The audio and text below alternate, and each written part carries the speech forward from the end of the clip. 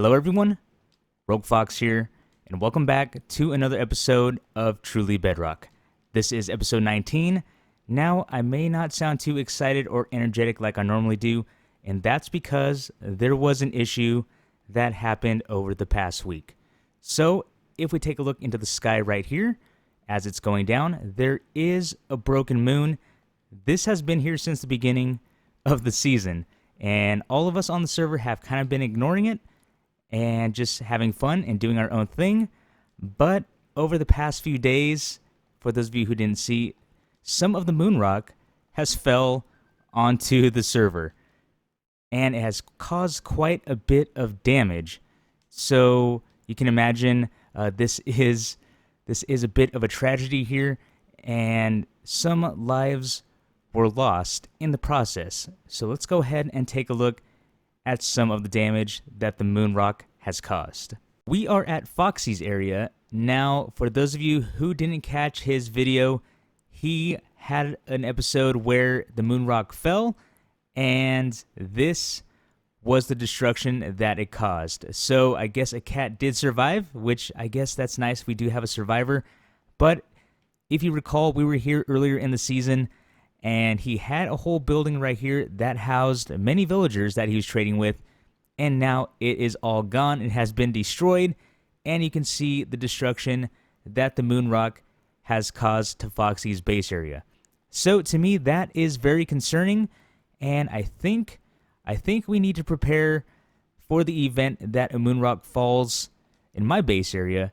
So let's go ahead and head back and discuss the plan for today.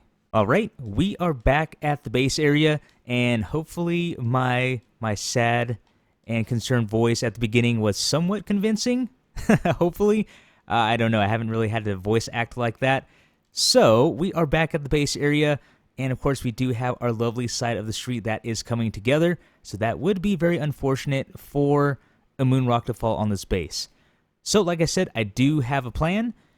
As I mentioned before, this whole thing needs to go underground. This has been sitting here for quite some time. This is the item sorter, and it's just too big to be up top to blend in with the rest of my town. You can tell my buildings are fairly small, and this is already bigger than the buildings themselves. So I did mention putting that underground. So what I've been doing is working on a sewer system. Now, it's not really decorated, so bear with me here, but I started digging out a sewer system that I will get around to decorating. I want to do like stair blocks off to the side with, hopefully we can get some dyed water in here so it looks like dirty poo-poo water. And then if we come back here, this is what we're going to be doing. So we're going to come back here. This is going to be a door, and I have this area dug out already. But what we're going to do today is begin work on a vault. So for those of you who may know, I am a fan of the Fallout series, although this is not the place for me to discuss my opinions about Fallout 76. I'm just going to go ahead and leave that one alone. But for the most part, I have been a fan of the Fallout series since I first played Fallout 3. And a while ago, I guess probably at the beginning of the channel, I did do a tutorial on a 3x3 piston door that was inspired by the vault door. Now, of course, there's only so much we can do in Minecraft. So what we're going to do is build ourselves a vault, and this is going to be the door here, and this is where all the redstone is going to be, and then this is going to lead into our vault, and that is where we're going to put our storage system and all of our bigger things that would just be too big for the surface, and everything is going to go in here. But with that being said, I have made a few modifications to the vault door. We are in my Fallout Vault Door demo world where I used the Fallout texture pack and I made kind of the inside of the vault, just like the front area where the door opens. So here is the 3x3 piston door. Now, for those of you who haven't seen how this works, all we do is press this. This is wired up to a TFlipFlop. The door opens. You can see that piston retracts and then goes back up. And you may not have seen it, but there is a bridge that also extends. Now, I know in the video I promised that I would do a tutorial on that, so I do apologize. It has been a year and a half since I made that promise, and I still haven't delivered.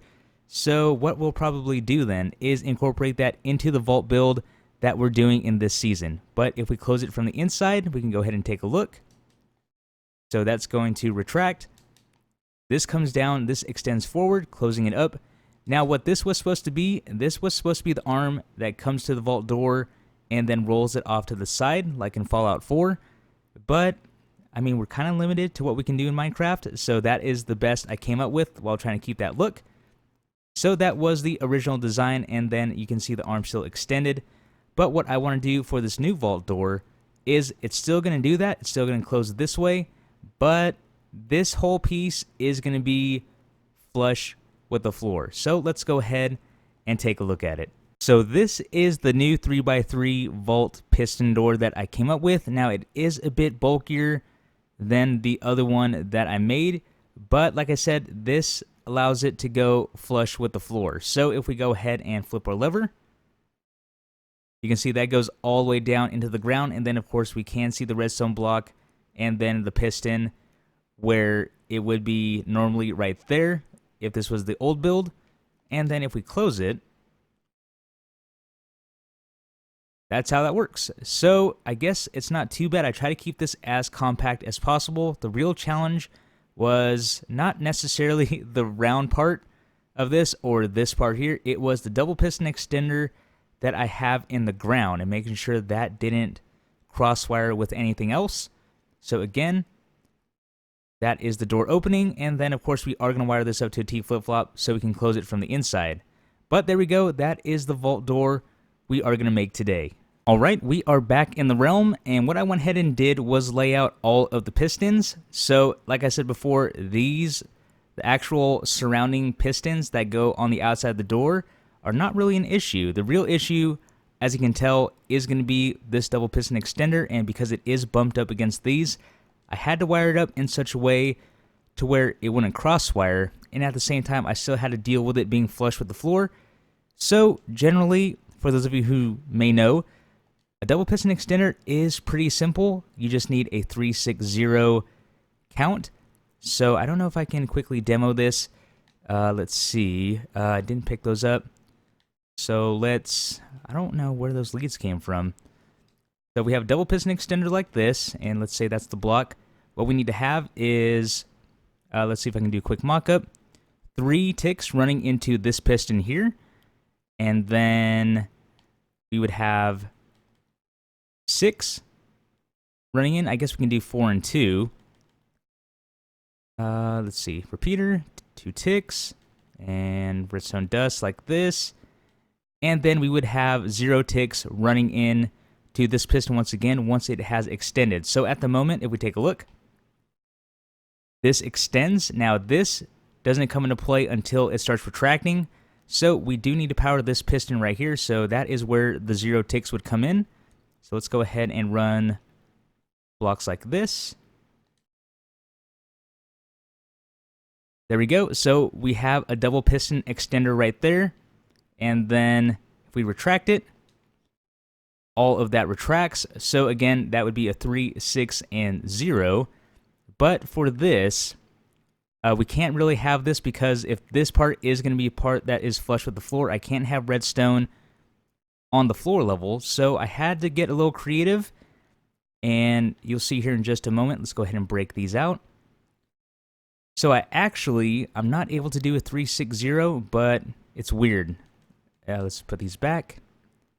And I'm sure to some of you I'm just speaking gibberish, but I'm trying to, I guess, explain the redstone as best as possible. So down here, this is going to get powered by that block, this block right here. And this would be the 3, but for here, we're going to set this to 2. Now, for this, we need to set these to 6. So to do that, we're going to go ahead and do this. And for here, we're going to set this to 3. So technically, at the moment, we do have 5. So 2 and 3 is 5. And this is where I have to prevent cross-wiring from happening. So blocks like this. A repeater running into these pistons set to 1 tick, giving us a total of 6. So 2, 3, 1 is 6. So that part is set up. Now, if we go ahead and test it, we do have that part there, but now there is the issue of powering this. So again, I do need to keep this flush with the floor. So what we're going to do, because this area right there where that wool is, that is going to be the floor. Now what we're going to do is do this. Oops, I'll have to clean that up. And then repeaters. And we're going to have to set these to 3 ticks. So after playing around with all the timings, I found this is the way that works. So there we go. We have that double piston extension. And it should kind of retract. Now, because of the timings of everything, this, instead of turning off instantly, it turns off after 3 ticks. So that causes a problem. So what we're going to have to do is place an observer there. So that's going to retract that right there. But now we need these pistons to retract our blocks here to be flush with the floor. And hopefully I didn't lose you. I'm sure there's probably smoke coming out of some of your heads right now. But so that's set up. Now what we have to do with this redstone is run a repeater out. Set that to 4 ticks. An observer is going to detect that. And then we can go ahead and just place redstone right there. So let's go ahead and give this a test once again. So there is the double piston extension. And then of course we will have a redstone block coming off to the side to extend that forward. And then if we flip it, that was supposed to work. What did I do wrong here? So that's, let's see. That was supposed to be on top of that observer. Oh, okay. So, repeater coming out this way, set to 4 ticks. I thought this looked like it was set up a little funky. Like that. And we have this little zigzag. And this repeater is going to power that. And that should be it. So, again, hopefully I didn't lose all of you there. I'm sure I did. But there we go. We have our double piston extension. And then, oh, I fell in the hole. There was the retraction. Let's put that there for now. So, double piston extension. And then there is the double piston retraction. Okay, everyone, it is time to cast your vote because we are going to have a poll that is popping up in the top right corner, and that poll is going to be about the previous clip. So I know it took me about 6 minutes in length to record, and of course, hopefully I was able to trim that down when this episode comes out. But what I want to know, is this something you like to see? Because I did a poll at the end of Season 0, and a lot of you said you would like to see more redstone, and that is understandable because I know this channel was founded on Bedrock Redstone, so I would assume most of my viewers enjoy redstone for the most part.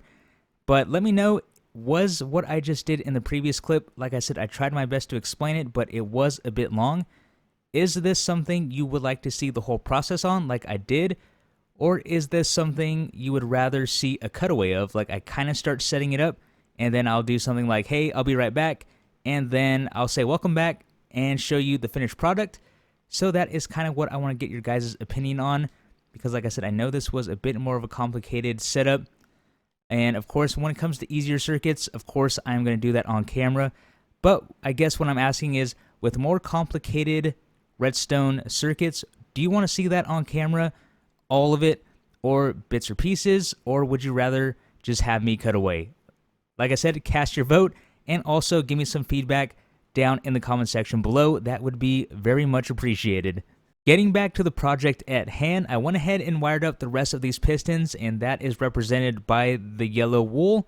And like I said, that part was very easy to do. So if we take a quick look inside, you can see I just have an output going around, hitting these pistons, going up, hitting these pistons, the redstone goes on top, and then an output goes this way, hitting that piston and also the redstone block right there. So if we go ahead and give this lever a flip, you can see all the pistons around extend and also the redstone block.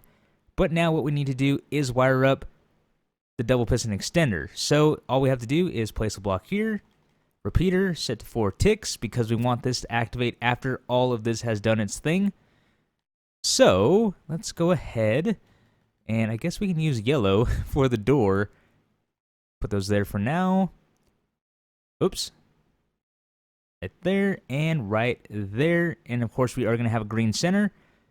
So if we flip it, there we go. There is the 3x3 piston vault door. And of course, if we flip the lever, that's all going to retract. And of course, this is going to be our floor. And we are going to use different blocks. We are not going to have green wool on the floor, and we are not going to have yellow wool doors. I just wanted to show you everything going on. Now all I need to do is wire this up to a TFlipFlop. So let me go ahead and do that, and I will be right back.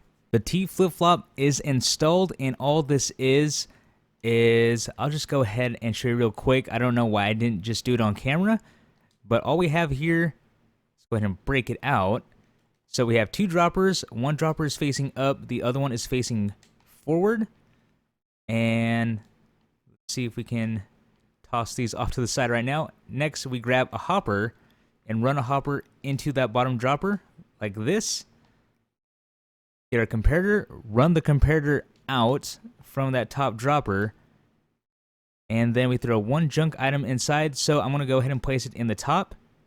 And let's see, is my door closed? It's open. Okay, so this will close the door. So the door is closed, and I don't think I got that redstone back down there, did I? No, I didn't. That's fine. Let's go ahead and grab one more piece of redstone dust. And to activate this TFlipFlop, we do need to directly power this top dropper. So because this is going to be directly powered, this will also power the dropper down below. So we press it. That's going to open the door. And of course that retracts all the way down to the floor. And I did decorate this a bit. I chose to use polished andesite because I felt like that was the most, I guess, metal looking block besides iron blocks. And I am not using iron blocks for this. There is no way. So I thought this was the next best block to use. And of course we will change it up once we get inside the vault. But let's go ahead and we press it again. And that's going to close up. And then, of course, we are going to have a redstone line running all the way back to this TFlipFlop from the inside. So it'll run all the way down here somewhere or around and then activate this right here. And then that will allow us to open and close the door from the inside or the outside. I've been playing around with the design of the sewer system and how I want it to look. And this is what I've come up with so far. Well, not these. Those don't go there. But this is what I've come up with so far. So I try to keep a roundish shape to the roof. And of course that will continue this way. Now this is going to be a bit more narrow, but I can fit stairs along the sides to keep that round look. And that's just kind of what I think of when I think of a sewer. Kind of like big round passageways, I guess. I'm not quite sure how accurate that is. But for everything else, I used andesite for pipes, and that is andesite right there. We have a pipe right here, and then of course we have our TFlipFlop for the control panel. And I've tried to texture the floor with a bit of mossy stone. I tried a pressure plate and then some cobblestone. And then for the walls, you can tell I used cobblestone. Now, to be honest, I'm not completely loving the way this is turning out. As the shape I do like, but I don't know. I kind of feel like this is very vanilla Minecraft. There is really no texture or anything going on. So I am very open to suggestions of what we can do down here as far as walls and decorating goes. But there is one thing I want to add. So we have this section right here. So we have 4 blocks, and then we have this water.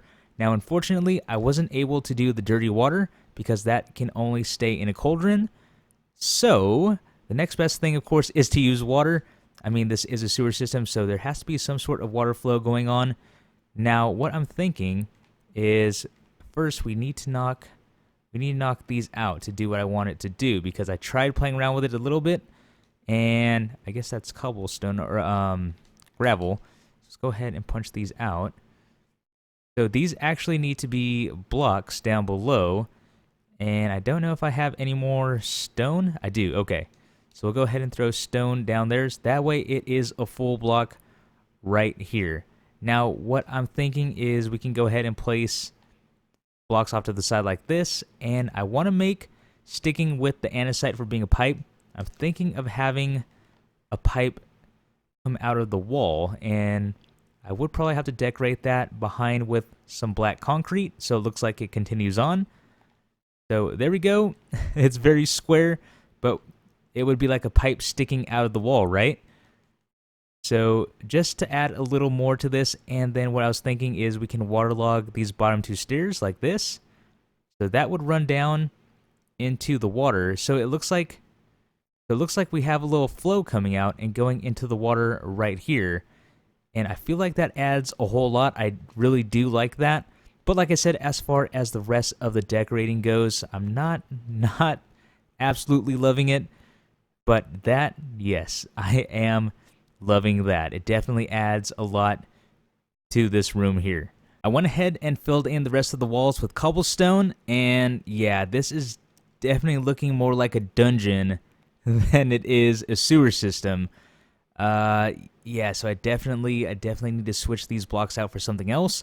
So one thing I am thinking perhaps is swapping the walls out for bricks, maybe brick walls, and that will go good with the stone, and that will also give this some color. I wonder. Now I am concerned about how many bricks it will take because, of course, if I do bricks for this room, I'm gonna have to do bricks for everything. But let me go ahead and let's see if I have any bricks left over from when we made the cow farm. I would say this is definitely a step in the right direction. So I went ahead and filled in the walls with bricks, and I had about 2 stacks of bricks from the cow farm. So I will most likely have to go get more if I'm going to stick with this. But yeah, if we take a look, this is already adding color to here, and it kind of makes sense because when I do look at pictures of sewers, it kind of, at least ones that I've seen, they do have bricks like for the structure. And I was also thinking of the stone originally because that kind of just gives me, I guess, the idea of there's support and stability down here because it is a sewer system, and then of course the town is above it, so I mean it would need to be pretty sturdy down here to withstand all the weight from above. I think that's how that works. I'm not a city planner or anything like that, and I have no expertise when it comes to sewers or anything like that, but I would imagine that's how that works. So again, I would say this is definitely a step in the right direction. However, I think this may need to change up now, and also the roof. And again, let me know down in the comments your suggestions of what we can do in here. I feel like that may need to also turn into brick as well, but we'll see what you guys come up with. I know some of you are a lot more creative than I am and probably have some better ideas of what will work better. But yeah, like I said, the brick is definitely a step in the right direction. I filled this in back here with black concrete, so it does look like it continues down, which I think is very cool. And I guess what I could have done, I might have to try it later on, is I could have done more stairs 1 block back and then had it for the black concrete just to give it some sense of depth. That would have looked cool. But yeah, this is looking pretty good, and I think that's like a good screenshot right there, actually. Yeah, that is most likely going to be the screenshot. So once you see this, you can be like, oh, that was the screenshot. But anyways, we are all out of time for today's episode. So we got the vault door done, and that is all we got done as far as this goes. And of course, we will be expanding and creating the vault to keep ourselves protected from falling moon rocks. And that is where we are going to move the storage system and all of our bigger builds that cannot fit up top. And of course, as we just saw, well, not this section right here. This section right here, we started decorating the sewer system just to get an idea of what it looks like, just to get the palette down of what we want to do. So I think everything is coming together quite nicely. And again, with that being said, everyone, this is the end of today's episode. I really hope you guys enjoyed. This has been Rogue Fox, and I will see you later.